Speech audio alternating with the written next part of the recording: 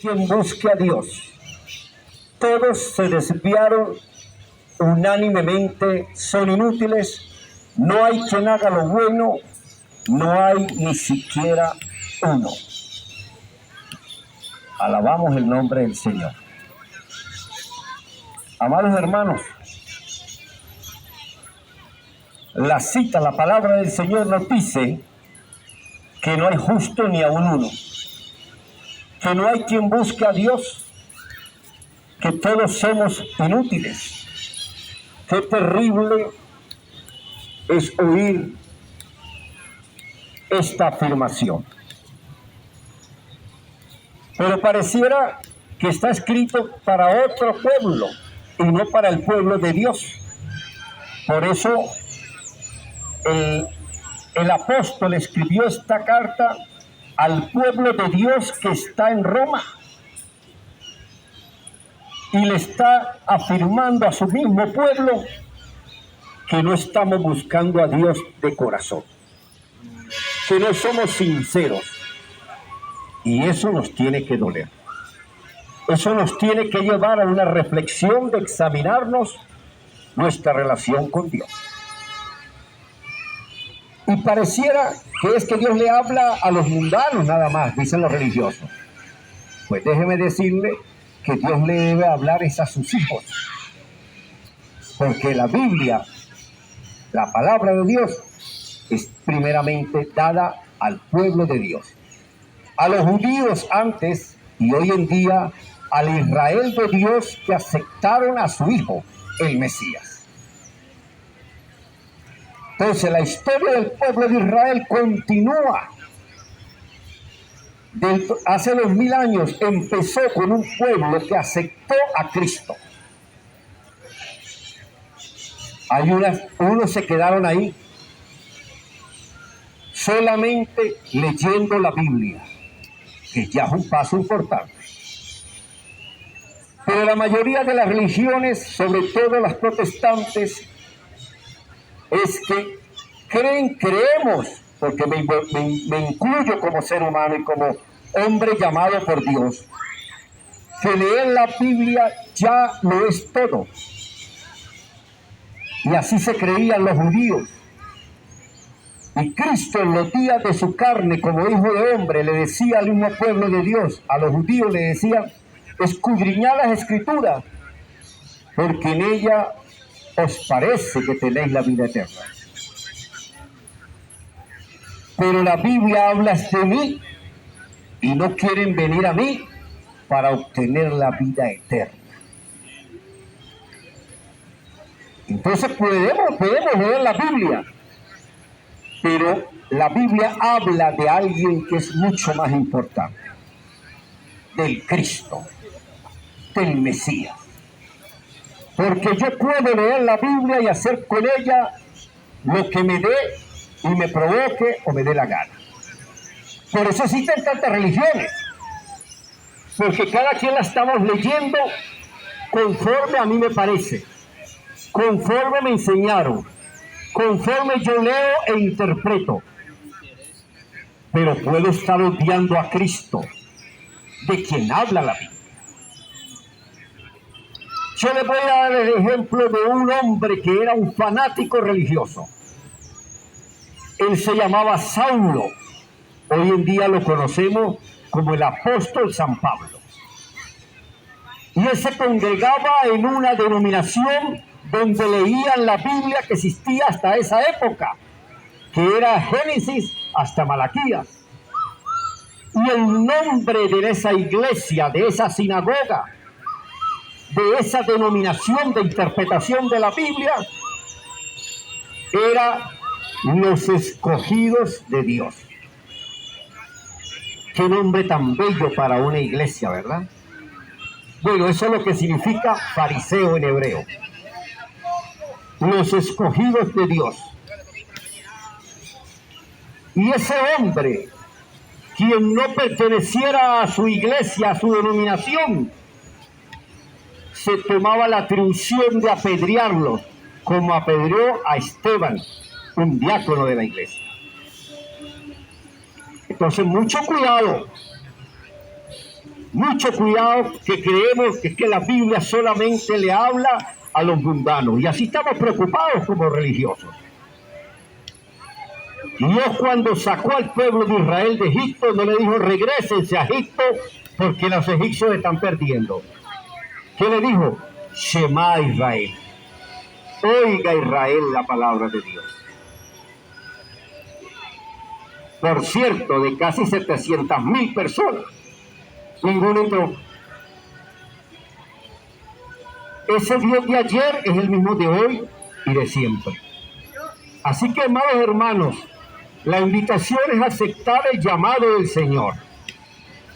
Pero a los llamados, Dios dice que los que antes Él predestinó, también lo llamó.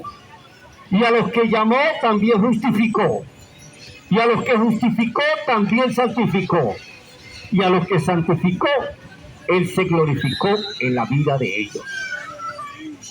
¿Dónde estamos nosotros en esa dispensación? Hemos aceptado el llamado del Señor a conocer su voluntad escrita en la palabra de Dios, llamada la Biblia. Pero aquellos que no han aceptado el llamado del Señor, también son llamados a congregarse y a escuchar la palabra de Dios. Porque el religioso cree que es que está salvando almas, pero dejaron de oír. En el último libro del Apocalipsis, que Dios le habla a las iglesias, no al mundo, le dice: yo estoy tocando a la puerta, estoy llamando, si alguien me abre, yo cenaré con él y él conmigo. No le está hablando al mundo, le está hablando a la iglesia. Y la iglesia, cuando convocamos esta actividad para tratar de ordenar y de hablar la palabra del Señor, no vienen si no hay un pan, no vienen si no hay un beneficio, no vienen si no hay un interés bastardo. Por eso se cumple la cita que empezamos a hablar hoy. No hay justo ni aun uno, no hay quien entienda, no hay quien se convierta. Unánimemente somos inútiles. Qué triste oír el libro de Romanos capítulo 3 versículo 10 cuando Dios nos habla a nosotros. Así que, amados hermanos, yo no estoy aquí haciéndole un favor a Dios, porque Dios es todopoderoso. Él hace las cosas como Él quiere. La invitación es que usted, que tiene libre albedrío, que usted pueda hacer con su vida lo que le provoque. Escrito está en Romanos 9:27 que el ser humano morirá una vez y después tendrá que ir al tribunal de Cristo a rendir juicio. Por ese albedrío que nos dio el Señor. Y el infierno no es que Dios tiene un caldero hirviendo allá de aceite, porque va a torturar a los malos. Cristo dijo: el gusano no muere y la llama no se apaga. Debe ser que un gusano aguanta ese fuego. Hermano, es nuestra alma. Cuando lleguemos allá ante el tribunal de Cristo y nos pregunta el Señor: ¿leíste mi carta de amor que te dejé en la tierra? ¿Cuál carta, Señor? La Biblia. Es una carta de un padre para con sus hijos, donde declara en ese testamento que Cristo, su Hijo, ha pagado el precio del pecado. Y nos va a dar mucha pena, mucha vergüenza y mucho dolor en el alma no haber tenido tiempo ni para descargar la Biblia, que es de manera gratuita en tu teléfono inteligente. Y esa es la invitación que estamos haciendo hoy. Descarguen la Biblia. La Biblia, yo les doy una, les aconsejo una. Biblia, Sion, leche y miel. Esa Biblia le va a dar la vuelta al mundo. La mayoría de los evangélicos leen la Biblia Reina y Valera. En 1500 escribió Reina una versión y en 1600 la escribió otra. El primero se echó 20 años en escribirla y el segundo en 10. Pero hay un venezolano que escribió esa versión bíblica, Sion, leche y miel. Invito a que la descarguen. Yo estuve hace poco en la ciudad de Cúcuta, en Colombia, visité más de 200 iglesias. Fíjate, pone por aquí. Y de 200 pastores y 200 iglesias que visité, no me ofrecieron ni un tinto, como le dicen allá al café. Ni un vaso con agua me ofrecieron. Esta versión bíblica es para las generaciones que vienen. Unas generaciones que van a necesitar de mayor conversión, mayor revelación, porque es una generación débil. Nuestros hijos no tienen disciplina. No se les puede negar el celular porque te hace una pataleta. Van a ser débiles de carácter, de formación. No están forjados en la palabra de Dios. Cualquier vicio los va a tirar al piso. Cualquier depresión se suicidan. No van a saber si son hombres o son mujeres. Nosotros fuimos criados con palos y eso no se justifica. Pero la generación de hoy en día va a ser anárquica. Y dentro de 20 años, esto va a ser imposible de poder gobernar. Dentro de 40 años, tú no sabes si te casaste con un hombre o con una mujer. Esto va a ser desastroso. Así que, amados hermanos, si fuiste llamado, tienes todavía camino por recorrer. No te creas que por pertenecer a una iglesia o a una denominación, usted va a llegar allá como si nada hubiese hecho. En un pacto existen dos partes. Cristo cumplió la de él. Y lo mínimo que podemos hacer nosotros de ese pacto es descargar la Biblia para leer ese testamento. Es lo mínimo. Y son 66 libros de consejos de un padre amoroso, donde deja una carta de amor y de reconciliación con el ser humano. Lean la palabra de Dios. Medítela 5 minutos antes de ir a trabajar. Medite, haz como la vaca que tiene 4 estómagos. Rumea esa palabra para que pueda entender el propósito de Dios. Pero los que fuimos llamados, Dios dice, serán justificados. No por leer la Biblia o ir a una iglesia de domingo, usted se va a presentar ante Cristo como si nada. Porque puede leer la Biblia y seguir haciendo con tu vida la vida desastrosa que tenía antes. Y por eso las iglesias están llenas de homosexuales, de corruptos, de adúlteros, de fornicarios, de ladrones. Ya montan iglesias para quitar los reales a la gente. Y se ponen de apóstoles y profetas. Dios quiera que fueran apóstoles y profetas. Aleluya. Cuando Cristo te dice, vamos a la cruz, usted tiene que ser justificado. El que es drogadicto tiene que ir a colgarse allá en el madero junto con Cristo para pedirle ayuda y auxilio y fortaleza para crucificarse con él. Cristo cumplió su pacto. ¿Dónde estamos nosotros? Puro cuento y pura historia por ahí. Porque todo el que tiene boca podemos predicar, pero no sabemos ni ponemos en práctica esa vivencia. Por eso Cristo le decía a algunos de los que estaban en la sinagoga, tú, sígueme.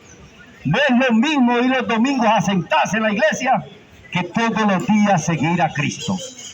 Porque el que sigue a Cristo vive sus experiencias cotidianas. Y los que somos formados como sacerdotes tenemos que pasar hambre para entender al hambriento. Tenemos que ser tentados para entender al que tientan. Pero el que está sentado allá solamente calienta la banca y se va contento, sin hacer ningún cambio de transformación.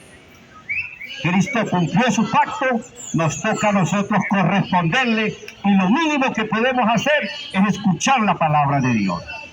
Reflexionar cómo está nuestra relación con Dios. Y la Biblia es un espejo donde yo me veo en qué le sigo adversando. Yo quisiera hablarles mucho más de esta versión, pero no estamos capacitados. Por ejemplo, nosotros llamamos a Dios, mira, la Biblia ni siquiera se unifica si se llama Jehová o se llama Jesús. En el Antiguo Testamento lo llaman Jehová y en el Nuevo lo llaman Jesús. Y les voy a decir un secreto, búsquenlo en Google. ¿Cuándo se inventó la J? La J es una de las últimas letras del español, porque no existía ni en hebreo, ni en arameo, ni en griego, ni en latín. Se inventó en el 1500 y algo, en el siglo XVI. Ahora, en el siglo XV, ¿cómo se llamaba entonces? Pues vamos a descubrir que es el Dios de los judíos, el Dios de los hebreos, el Dios del pueblo de Israel. ¿Y cómo se llama ese Dios? Que ahora lo hemos traducido en un término llamado Jehová, que nadie sabe ni lo que significa, porque no tiene etimología. Mi nombre es Pedro, y en cualquier idioma que se traduzca, significa piedra. Tiene una etimología, porque Cristo le dijo a Pedro: tú eres una piedra que vas a estar sobre la roca fundamental que es Cristo, para la construcción del templo de Dios. Tiene un significado su nombre, pero nadie sabe qué significa Jehová. Hay muchas cosas que hablar, pero si ni los pastores, que son gente que deben conocer la palabra de Dios, tienen la gentileza de oír, ahora imagínate lo que nos falta en nuestra relación con Dios. Busquen en Google cuándo se inventó la J, y se inventó en el siglo XVI. Entonces, ¿cómo se llamaba Dios en los siglos anteriores? Porque hasta 1962 nos daban la misa en latín y el pueblo no sabía latín. Así nos tenían a nosotros, hablándonos en un idioma extraño. Ya le decíamos amén sin saber el significado de la predicación. Hoy les estamos hablando directamente en un idioma claro y conciso y comprensivo. Pero yo les digo a los hermanos, como estaba hablando ahorita con ellos, pónganse de acuerdo, ¿se llama Jehová o se llama Jesús? No, que Jehová es el papá y Jesús es el hijo. No es así. Cristo existía antes de que el Padre lo pusiera dentro de una mujer virgen para que naciera como uno de nosotros, como hombre. Cristo hizo a Adán cuando él dijo allá en Génesis: hagamos al hombre a nuestra imagen y semejanza. Yo estuve en Colombia y tenía que empezar a enseñarles la A, porque no sabían que Cristo ya existía. Juan 1:1 dice: en el principio era el verbo es la palabra de Dios, y el verbo estaba con Dios, su Padre, y el verbo es Dios, porque Dios lo puso como autoridad. Él viene a gobernar este mundo aquí 1000 años. Este desastre, Cristo viene a gobernar en Israel, donde está Israel. Lo va a gobernar por 1000 años, mientras que Satanás es atado, está en una prisión. Todo eso lo dice la Biblia, no lo estoy inventando yo. No está escrito. Si descargan la Biblia, ahí aparece mi WhatsApp y pueden hacer las preguntas correspondientes. Bueno, amados hermanos, yo voy a sumarme a aquella predicación allá para no interrumpir, para no distraer y dividir las cosas. Yo el domingo pasado vine y habían 3 predicadores en la misma hora aquí. Eso me parece incongruente. Yo creo que hay que organizarlo. No puede ser que uno repartía arepita, el otro sopita y el otro no repartía nada. Pero no pueden haber 3 cultos del mismo Dios. No pueden haber, hay que organizarse. Así que lo voy a hacer breve para poder no interrumpir el mensaje allá de los hermanos. Gracias por la atención prestada. Que Dios les bendiga. Estamos a la orden para cualquier pregunta o consulta. Que la bendición de Dios esté en cada uno de ustedes. Buenas tardes.